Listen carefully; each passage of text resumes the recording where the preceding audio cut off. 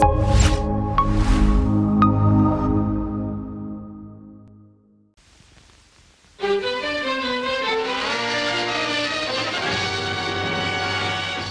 Television City in Hollywood, the Jack Benny program with a special guest, Fred Allen.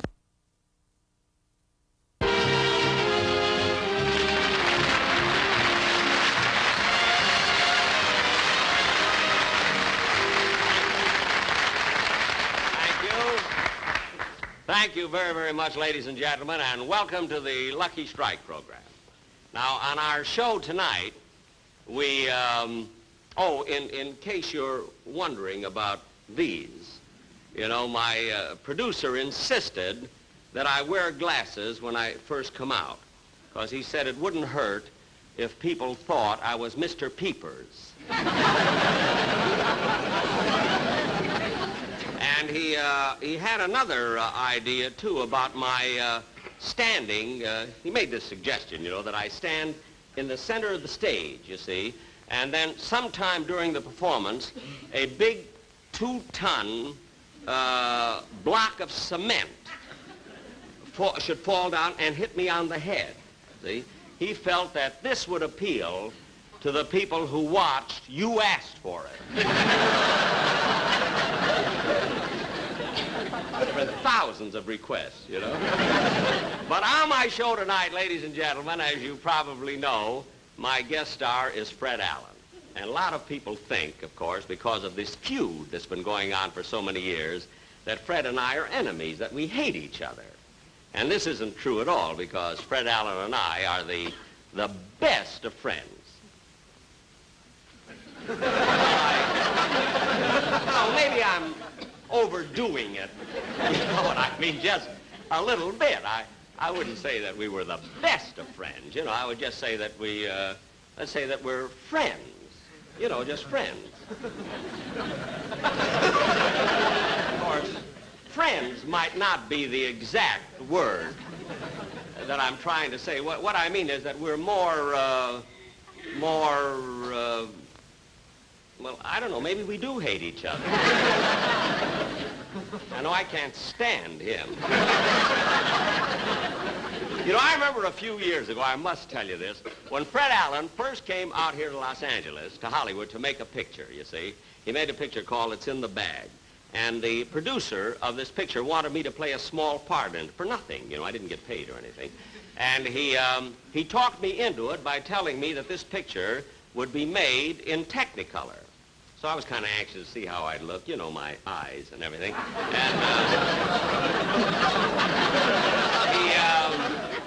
so he told me this would be made in Technicolor. But the minute we started to shoot the picture, we found out that we couldn't do it in Technicolor at all. They had to make it in black and white, because due to a peculiar pigment in Fred Allen's skin, he photographs Argyle.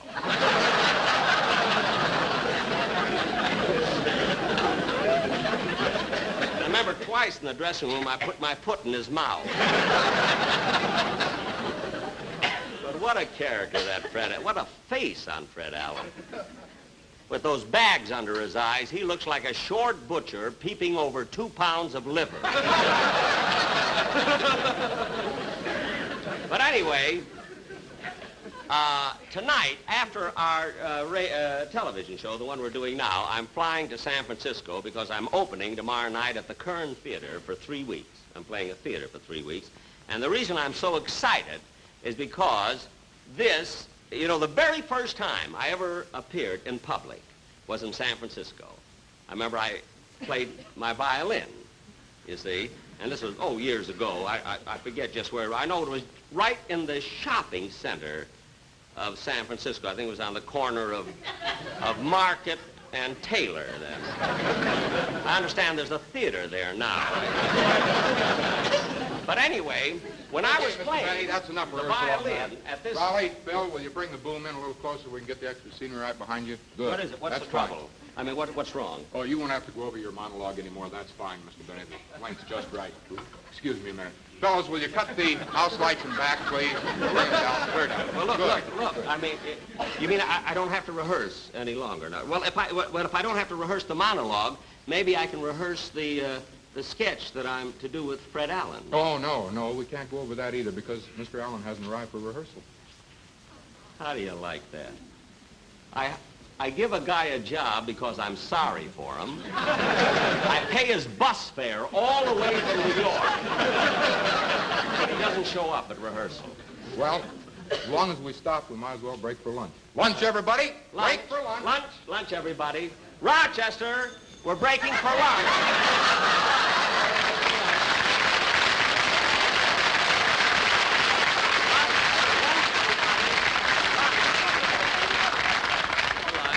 How's everything? You got everything? Just fine, just fine. Fine. What do you have, boss? No, wait on the customers first, and then that's it.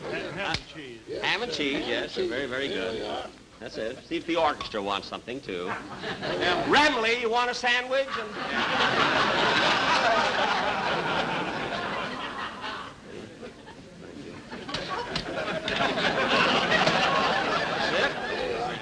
Oh, don't forget your change.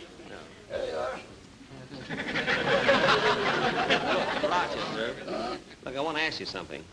Why do you put so much ketchup on the sandwiches? Well, that was an idea of mine to drum up more business. Well, how would ketchup give us more business? Well, I figured if some of it dripped on their shirts, we might get to do their laundry, too. Yeah,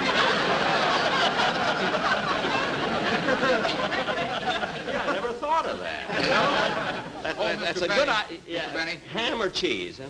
I had my lunch, thanks. Oh. I just wanted to tell you that as long as Mr. Allen isn't These are here... good. Not you know. spicy Oh, enough. I see. As long as Mr. Allen isn't here, we might as well skip the dialogue rehearsal, and we got a lot of work to do with the lights anyway, so we won't need you for probably 2 hours.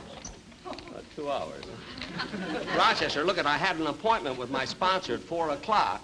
Now we're breaking for 2 hours. I'll be late for the... Well, boss, if you don't have to do anything for 2 hours, why don't you go see your sponsor now?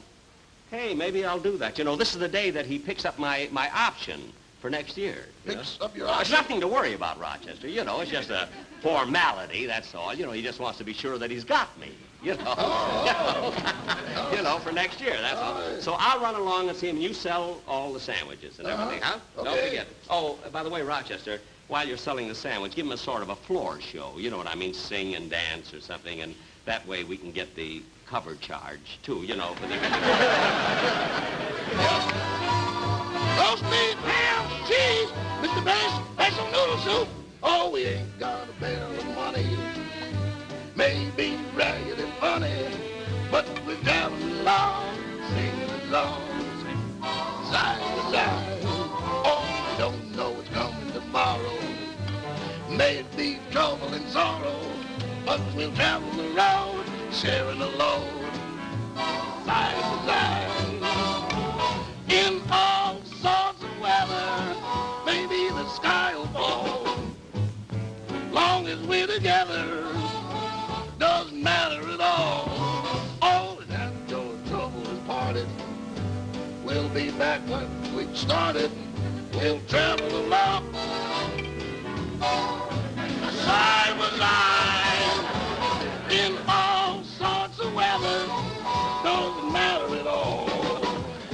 Long as we're together, doesn't matter at all. Flash card, Mr. Benny, super basketball. Flash card, oh, we'll travel along, singing a song. Side, side,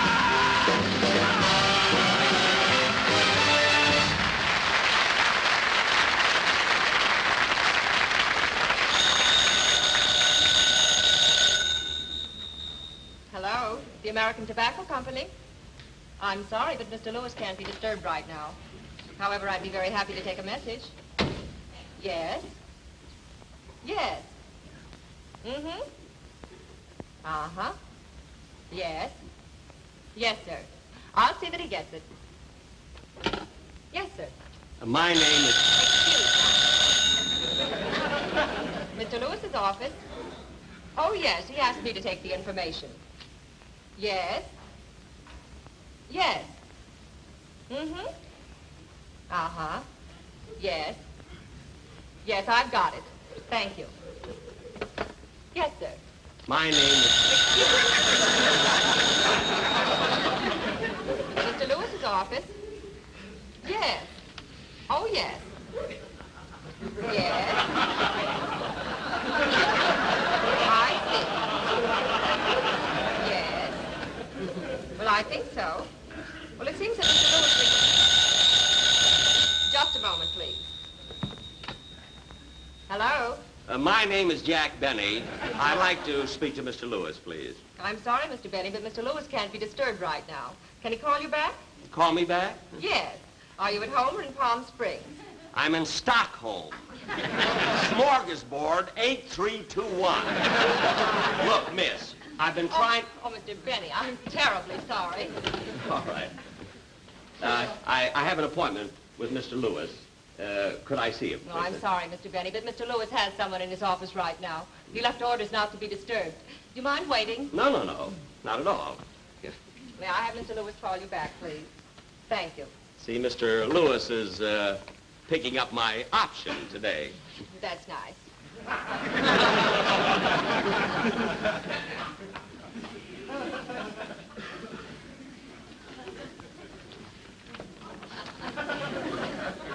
You know, I've been with the American Tobacco Company now for 10 years, and they're very, very happy with me, you know. That's nice.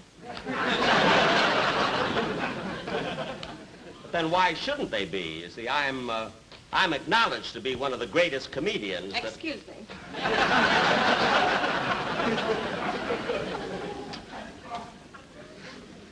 Yeah, I hope he doesn't keep me waiting too long. I don't want to miss my rehearsal. As I was saying, Mr. Lewis,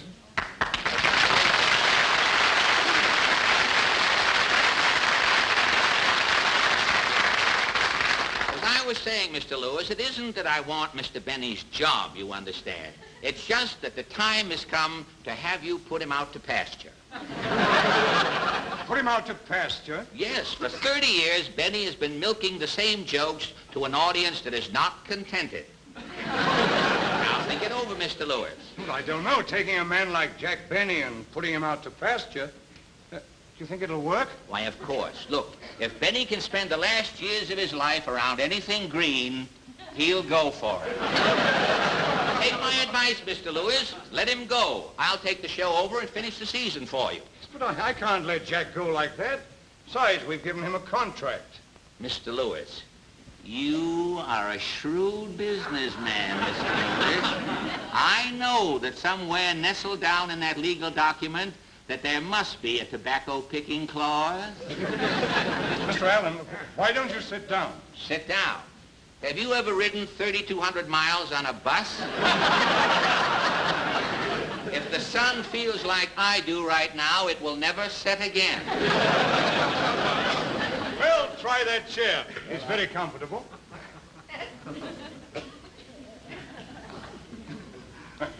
No, before I'd make a change, I'd have to be sure it was one for the better. Now tell me, have you any television experience? Nobody has. Even the voice of experience has no television experience. But I have studied the medium thoroughly, Mr. Lewis, and I see television as a small screen, and every performer must confine himself to a small area in the screen, you understand? And I've been training for that. I am ready for television because I have been rehearsing inside of a Bendix washing machine. Inside a Bendix washing machine? Yes, sir. And to make a popular slogan even more popular, now the tide's in, let's let Benny out. Mr. Allen, may I ask you a personal question? Why, of course. You see, I've seen you on an occasional guest appearance. Yes?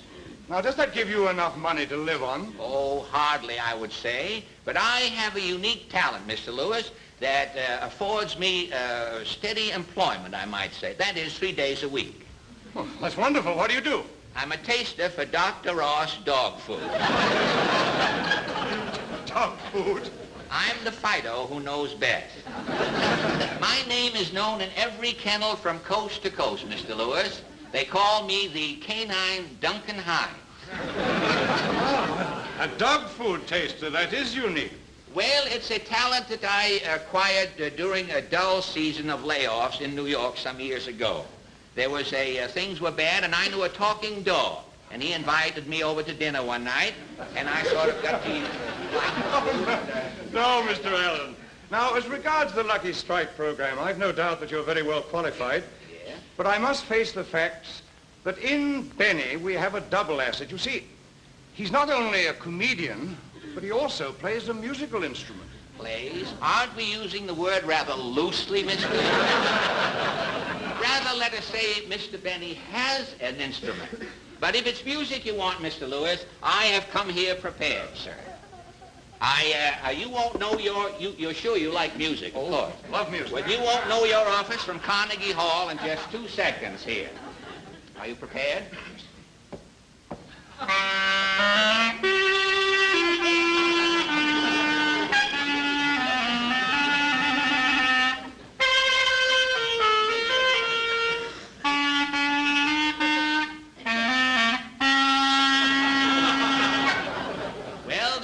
Mr. Lewis, you have all of my qualifications.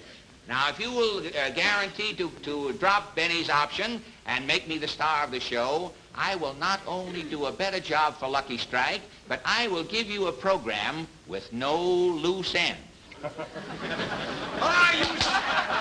You said no loose ends. Loose the secret ends. words. The secret words. The secret words, and the $100 is yours. Say, does Groucho know about this, does he? Groucho installed it for me. Oh, I see.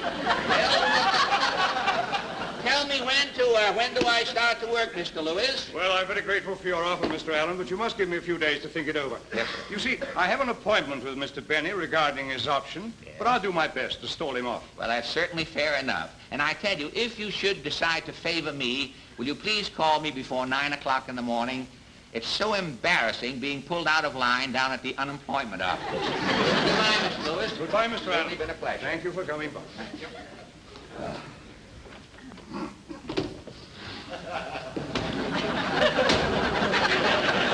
What's the matter, Mr. Allen? It's Benny. He's outside there. He can't see me in here. I'll hide in the closet. No, not in that closet. Go in that one there. Oh, what's the one over? That's right. Say, I may be in here for some time. Have you got a light? Oh, why, yes, sir. I'm ready to work for the company. I'm smoking the cigarettes already. Just... There we are. Did you get it? Yes, I have.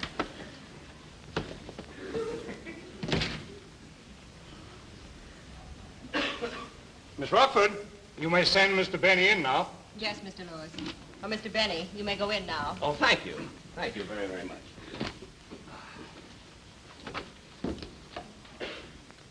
Well, hello, Mr. Lewis. Hello, Jack. How are you? May I take that? Yes, Sit sir. down, sit down. Oh, thank you very much. You know, Mr. Lewis, I'll never forget the very first year that I ever worked for you. You know, when option time came along, I was a nervous wreck. But now, I don't know, it's just a formality. It doesn't bother me at all. I just come in, you sign the contract, and that's that. You know, it's been a wonderful association. You know. Yes, it has been. Ben? Oh, Ben. Ben, yes, it has. And I'm fully convinced that it will continue to be. It's been a lot of fun working for you, Mr. Lewis, and you've been a wonderful sponsor. And after all, where else can you find a comedian as funny as I am? You know?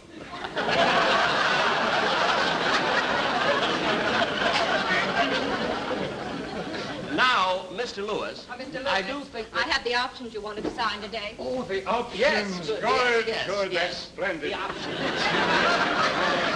Now, what is the first one?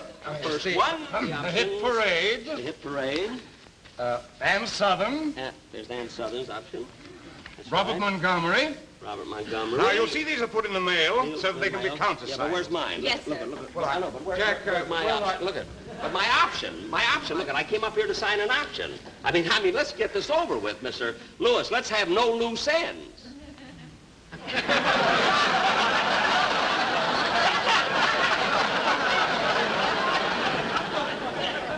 Mr. Lewis, I said, let's have no loose ends. Jack, what are you looking for? You know what I'm looking for. Groucho told me. Mr. Lewis, where's my contract? I came up here to sign a contract. Now, where is it? My desk alone. What? I mean, but it should be in the... Mr. Lewis, what is my contract doing in the wastebasket? It must have blown off my desk. You see, when the window's open, there's a strong wind from the northeast. That's funny. Last year it was from the southwest. But look at Mr. Lewis. Now, why beat around the bush? I mean, everything we say here is we're private. We're in here alone. I mean, there's nobody else in here but us. Jack, regretting your option... What? I mean, regarding your option... Yes. I must have a little time to think it over. But I can't understand why you're hesitating, Mr. Lewis. I mean, I don't know. Something tells me that you must have someone else in mind. And I don't know. I don't know why you keep doing that to me. After all, I've been with the American Tobacco Company for a long time, and I'm not as young as I used to be. That's true. You were 39 when you joined us.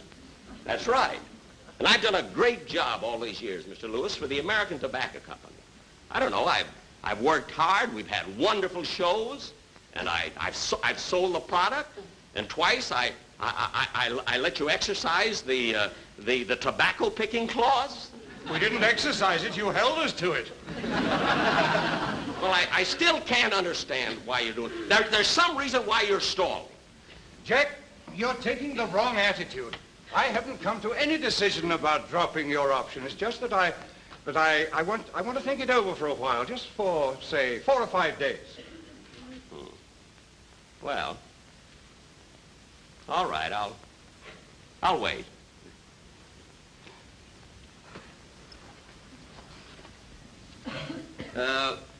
Four or 5 days. Yeah, that's right, Jack. Now, where can I get in touch with you? Well, just call your secretary. I'll be sitting in the outer office. But don't forget now. Don't forget. Oh, Jack, that's the wrong...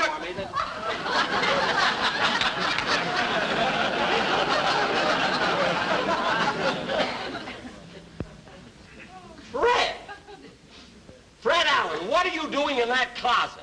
Believe it or not, I'm playing post office. Post office? Kiss me. But, Mr. Lewis, there's something fishy going on here, and I'm going to get to the bottom of this. What's Fred Allen been telling you? Jack, there's no need to get excited. You know the entertainment business is very competitive. Oh, so it's competitive, huh? So that's it. Fred Allen, you ought to be ashamed of yourself, coming in here and trying to get my job away from me. Well, gee, Jack, I had to do something. I've eaten so much of that dog food, they've written a song about me being in a window. Well, I still say you ought to be ashamed of yourself. Well, I guess I am a heel, Jack. But always remember, next to a heel, you always find a good soul. And I'm quoting from that famous poet, Tom McCann.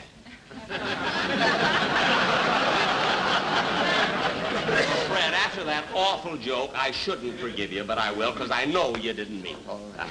Well, okay, Fred. Now, listen, let's forget all about it. We'll go out and have a cup of coffee. Don't forget to send for me, huh, Mr. Lewis? Oh, no, yes. I'll see if I can. I thought they'd never leave.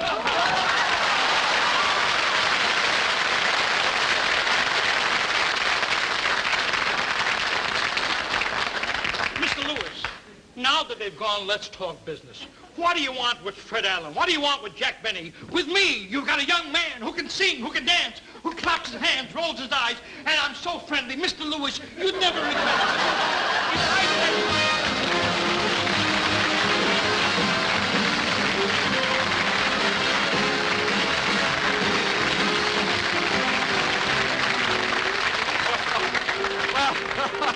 Jack will be back in just a moment, but first, a word from Dorothy Collins. Thank you very much, ladies and gentlemen. Naturally, we were only kidding about my sponsor not picking up my option because I am signed with the American Tobacco Company until I am 40. They didn't know what they were getting into. Oh, Fred Allen, come on out here, will you, Fred? Fred, it's really been nice having you on the show, and you were wonderful. Well, Jack, you won't believe this, but I tried to louse the whole thing up. I believe it. I believe it. But, Fred, let me ask you, is there any truth to that about eating the dog food? Oh, yes, 3 times a day I have it. Well, doesn't it upset your stomach? Well, no, it doesn't bother my stomach, Jack, but eating out of the bowl is hard on my knees. I see. Oh, Eddie Cantor, come on out.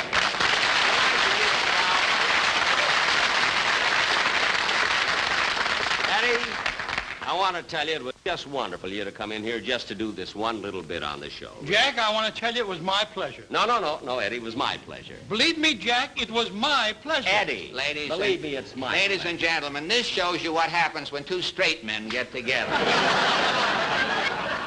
What'd you say, Fido? What?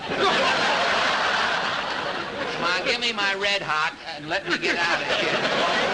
No, listen, I'll tell you what. You fellas have been such good sports. I'll tell you what I'm going to do. I'm going to invite you both to my house to dinner tonight, and I want you to bring your wives. Oh, that's How about nice. that? Well, Jack, I've never been to your house. How do you get there? Oh, that's right. Yeah. Well, look, you go 2 blocks. You're covering me. Oh,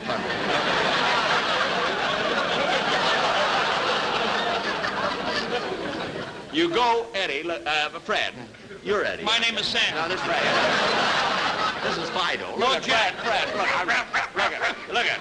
You go 2. You want to know how to get to my house? Yeah. Now you go 2 blocks to your right till you come to the California Bank. California you see. Bank. Then you go 4 blocks to your left till you come to the Bank of America. Bank you of see. America. Then 7 more blocks to the right till you come to the Citizens National Bank. You see. Then you keep going.